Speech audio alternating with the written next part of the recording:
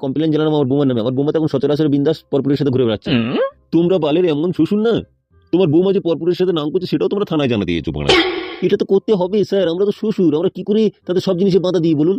তা বাড়া আমরা এবার কি বাল ছিড়বো? সে যদি নাম করে তাই বললে হয় বলুন স্যার? আপনারাই তো আইনের লোক, আপনাদের তো সবই অধিকার আছে করার জন্য। বলছি স্যার, আপনি তো পারেন যে আমার বৌমাকে থানায় ডেকে তাকে জিজ্ঞেস করতে যে সে কার সাথে নাম করছে। লালটু বাবু, আপনি কিন্তু ভুল করছেন। আপনার বৌমা যদি এখানে ধরে আনি, তাহলে সে কি বলবে যে আমি কার সাথে ফোন লাইন করছি বলে? সে তো বলবেই না, সে তো বলবে আমি করিনি। অফিসার, আমি কিন্তু সহ্য করতে পারছি না। আমার ছেলে বিদেশে থেকে খেটে অনেক টাকা রোজগার করে বৌমাকে পাঠাচ্ছে, আর সেই টাকা নিয়ে বৌমা এইভাবে ফুর্তি করছে, আমি কিন্তু মানতে পারছি না স্যার। একটা কথা তুই আমাকে বলতো লেওড়া, তুই কি তোর বৌমার সাথে ফুর্তি ফার্তা করতে চাইছিস নাকি বাড়া? কি যে বলেন স্যার, বৌমার এখন ক্লিন যৌবন, আর আমার মতো টাকলা বুড়োর সাথে ক্লিন করবে? তা বাড়া, অত তোমার ফাটছে কেন? হে, সে করছে করুক না বাড়া।